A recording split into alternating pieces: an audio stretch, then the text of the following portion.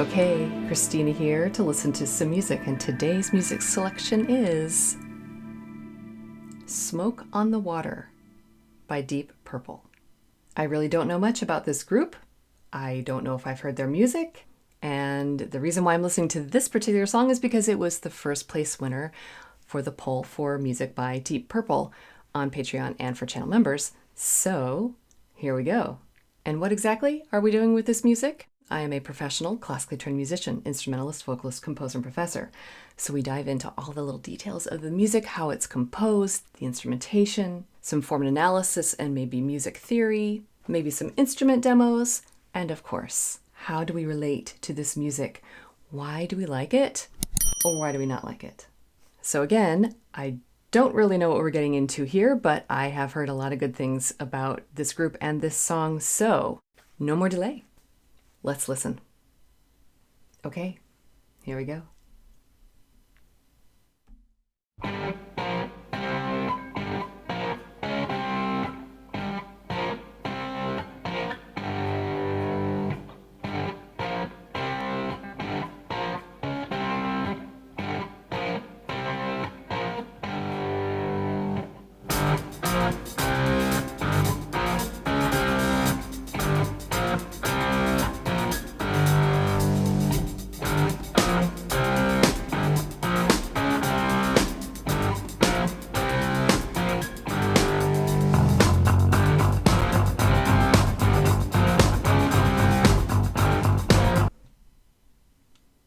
Okay. I know this opening melody line. Well, I don't know if it's the melody to the whole song, but just this opening guitar line. Okay. How do I know it? Okay. In junior high and high school, in my school orchestra, I had a very dear friend who played the cello, and he was a metalhead, loved Metallica, and obviously he also likes Deep Purple. So because he would play this on his cello, and that is where I know this from, being played on the cello. So it's sort of just meaningful for me just because of that. All right, that's all I'm going to say for now. It's a great opening so far. Love it. But yeah, this is fun. Okay, we're going to keep going. Here we go.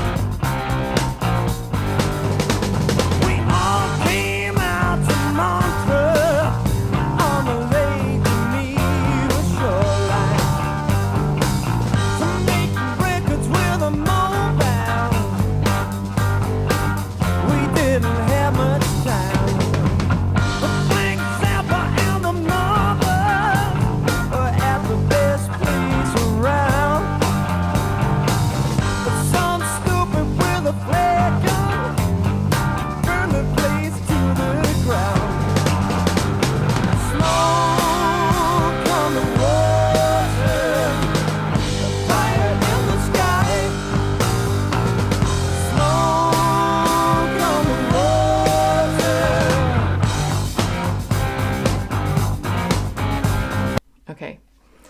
All right. Wow, this is really catchy. And actually, I don't think I've heard the rest of the song. I just know that opening line and it being played on the cello. Okay. It's really catchy though. Like not just the opening, but the opening lyrics as well. Well, actually, I didn't catch all the lyrics. Smoke on the Water. Actually, I heard something about Frank Zappa.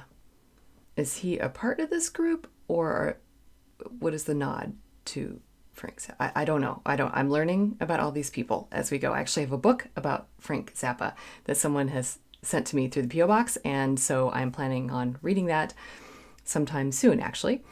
I'm hearing something about fire. I'm assuming smoke on the water, but don't know much else beyond that.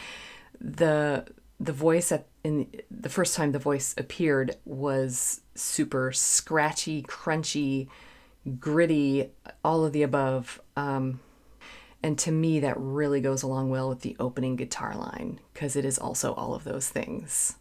It sounds a lot smoother on a cello. Okay.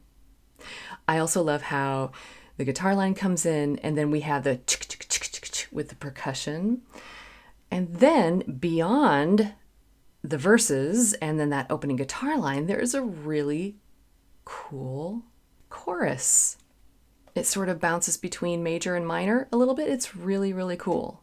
And it's equally as catchy. That's why I was like, wow, this is catchy, because there are tons of things in this that really grab you from the beginning. Okay, so we're back to the return of the main guitar line. Let's keep going.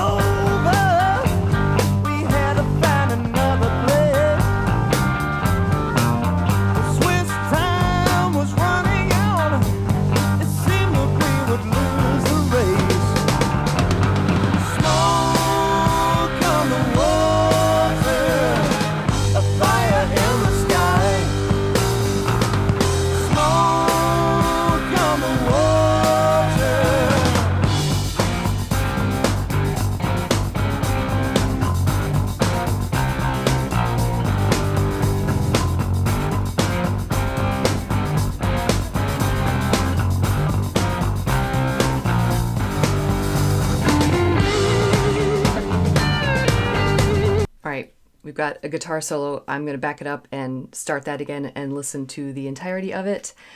I just have to comment again on the catchiness of this. And that is not a surfacey comment. It takes a lot to write something that captures the listener right away. I would love to have been in the room when somebody came up with that guitar line at the beginning. And I wonder which came first. Was it that guitar riff, or was it the chorus? Or maybe, I don't know.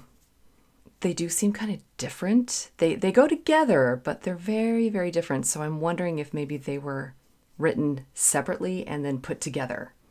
Again, if you know, let me know in the comments, because as we go along here, I try to learn as much as I can. And that just goes for the musicians here in general. I really don't know much about this group yet. But the bass line, along with the guitar line, is something I'm also noticing. We'll have to go back and take a closer look at that as well. There's a lot of background work here, like with the organ and that bass line, because our focus is all on that main guitar riff. And wow, yeah, then the matching vocals totally matches. Okay, so let's see what these guitar chops are here. Got a good solo coming up. Let's back it up to where it starts.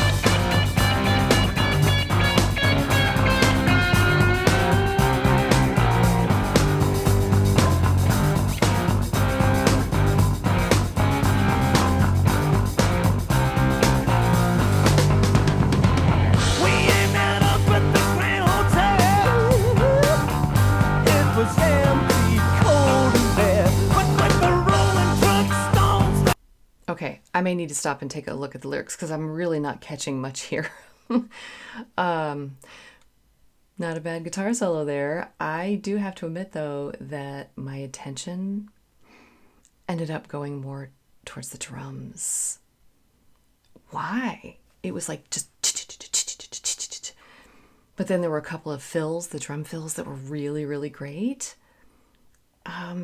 The guitar solo was amazing. I'm sure I will catch it more the next time I hear it. But this time, it was the drum part behind the solo that really caught my ear. Interesting. I wasn't expecting that. Usually I'm just like, you listen to the guitar solo, right? But the drum was just really present. So the guitar solo itself, I did also hear it. It was really intense, a really fast vibrato. And it wasn't too notey, too many notes. This person has a way of sort of making the guitar speak. It wails a little bit. I don't know if it's crying per se, but just, it's quite serious in nature, perhaps. I don't know. Maybe we need to take a look at the lyrics so that I can catch maybe what the character is for this piece. We all came out to Montreux on the Lake Geneva shoreline to make records with a mobile. We didn't have much time. Frank Zappa and the Mothers were at the best place around, but some stupid with a flare gun burned the place to the ground. Is that a metaphorical thing? Smoke on the water, a fire in the sky. Smoke on the water. They burned down the gambling house. It died with an awful sound. Funky Claude was running in and out, pulling kids on the ground. When it was all over, we had to find another place. But Swiss time was running out. It seemed that we would lose the race. So Lake Geneva as in Switzerland, I guess. Okay. Smoke on the water, a fire in the sky. We ended up at the Grand Hotel. Is this metaphorical? I don't know. I don't think it is. It sounds like they're telling a story. Okay, so I wasn't letting it completely soak in. I was just thinking, oh, something has collapsed, but maybe someone did go in. Frank Zappa was there. Oh, and they were making records. So, oh, okay. So a place where they were making like recording or making memories records. Why? Okay. Anyway, whatever happened, boy, there were kids. That's not good. But Swiss time was running out. We ended up at the Grand Hotel. It was empty, cold, and bare, but with the rolling truck stones thing just outside, making our music there. With a few red lights, a few old beds, we make a place to sweat.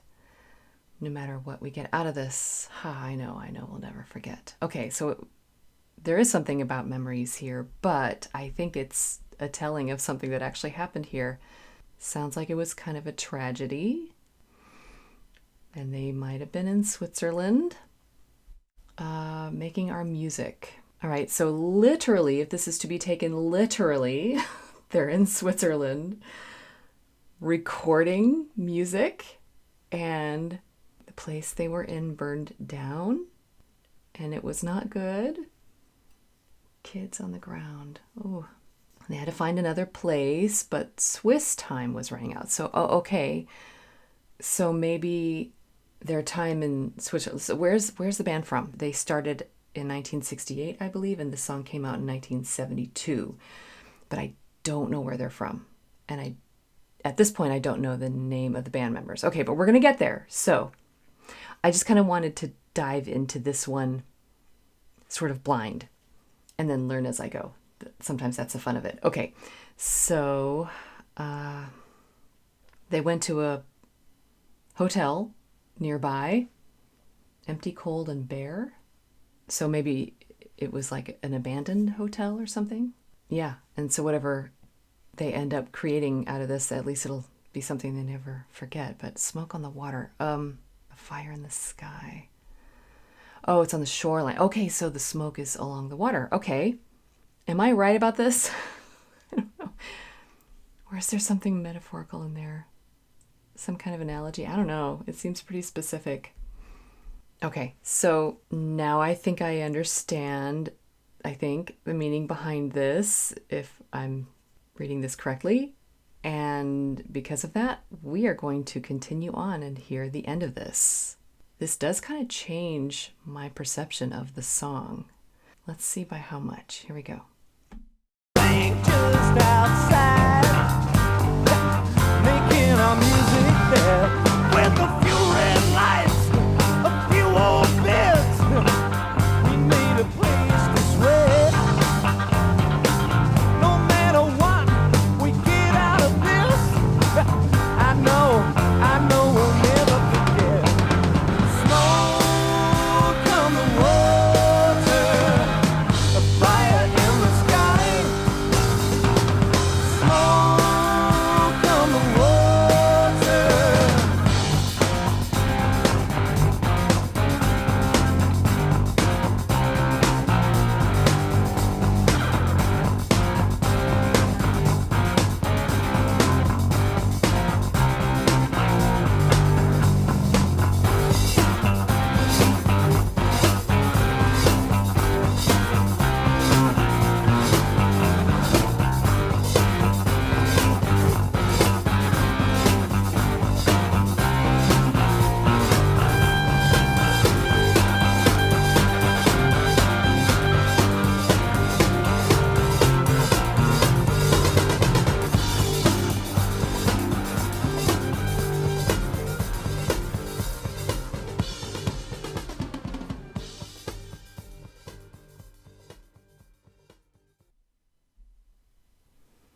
Okay. I think it did change a little bit in my perception. So at first I was thinking it was attitude, character, like conquering something. But maybe in the end it kind of still was, just not what I was thinking. Instead of like conquering life and being successful, it was more about persisting through a tragedy. So that guitar line is quite a bit more meaningful to me. I mean, it's cool regardless, but if you can create something that is both cool and also has all of that emotional depth to it, it's kind of impressive. So the main chorus, the smoke on the water, that is so interesting because I think it did stand out for me before I knew maybe what this is. I think I'm right, but I'm just going to go with that. It was more sensitive, but at first I thought it was more sarcastic, but it's more sensitive. And then the harmonies that happen during that time. So the singing is a little bit more clear, and the smoke on the water, that part has some traditional tight harmonies there, but then a fire in the sky, they're in octaves, and then they go back to the tight harmonies. It's very interesting. It's very effective. Well, I have to say, at the end there, the percussion stole the show again. I was hearing this little sound effect that to me, it sounded like smoke being pushed out on the water. See, at first I wasn't sure what kind of smoke we were talking about. And honestly, based on the name of the group, Deep Purple, to me that sounds really kind of more psychedelic, but I think they're more like heavy metal, but I don't know. I'm not sure what the genres that they fit into. So let me know if you know. Maybe it's a couple of them. I don't know. Maybe they invented their own. Because it's not like heavy metal like Metallica. It's not like that. But I don't know if this would be considered more psychedelic rock. Well, anyway. So I love that little effect at the end. In fact, let's go back and hear it right now. It was really cool.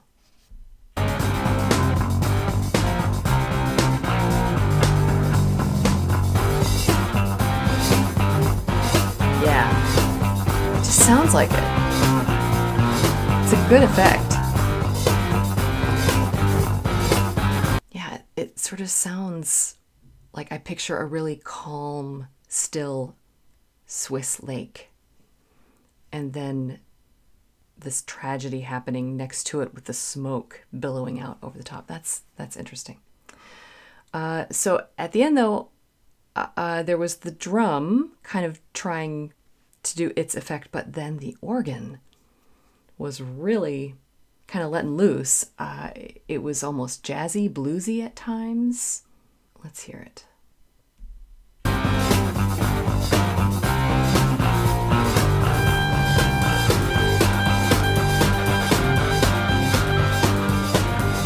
See, was that guitar there squealing up there? It sounded like it faded in. It became the organ. That. I think that's the organ, though. Okay. Yeah, so that was one spot where I was like, okay, the organ is almost trying to fight for the spotlight. But before this spot, the organ was really having a lot of fun. Let's hear if we can pick that up. But with the rolling truck stones thing just outside, making our music there. With Yeah, that organ solo up there. a few old beds, we made a place to sweat. It almost sounds like one of the guitars. We get out of this. I know we'll never forget. Smoke. Yeah, interesting. Okay, so I really like how all of the instruments are really blending together. They're all still individually heard, but there's something in their aesthetic that they share. It's that crunchy sound. And the organ even is doing that to the point where I'm like, wait, is that the guitar or the organ sound? That's really, really cool.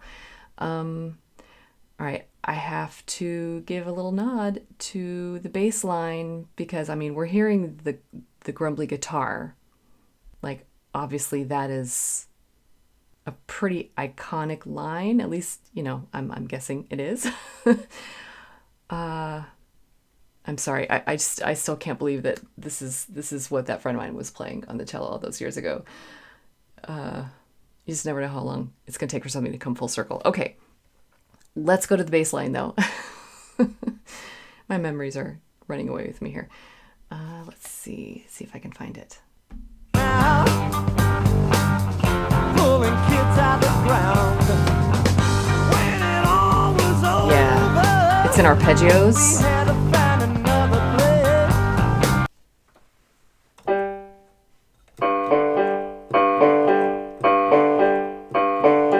You can hear that in the bass line. Let's see, go back and hear it again. Funky Claude was running in and out, pulling kids Yeah. out the ground. When it all was over, we had to find another place. Yeah, that's pretty great. It wasn't too noticeable at first, but without that arpeggiation, if it was just like...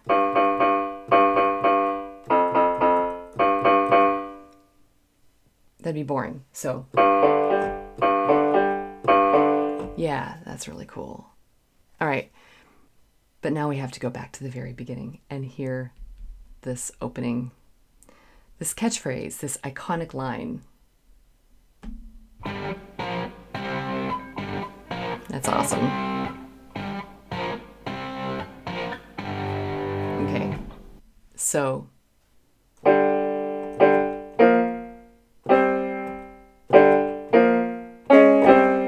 that's really cool.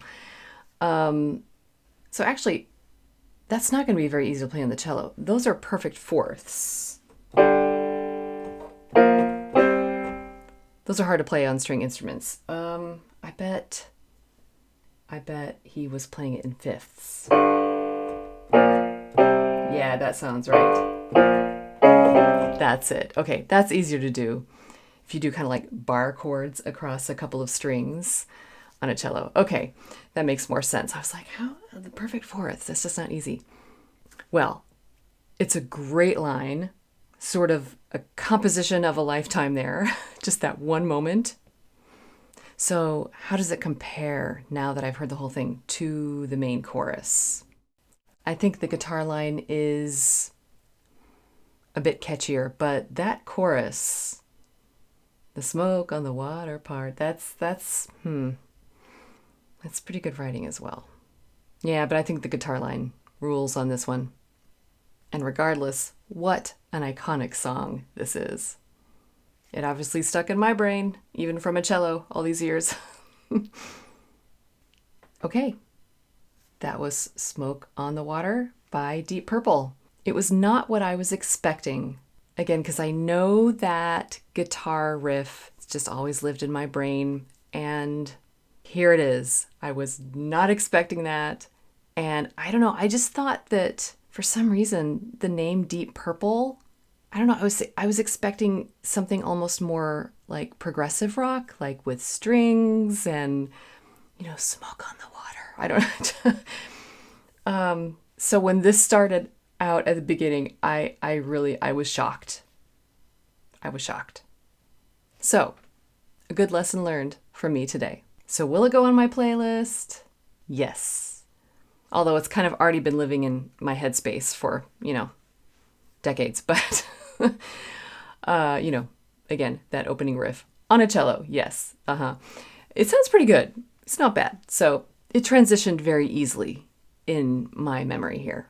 But yes, I will be listening to this song. It rocks.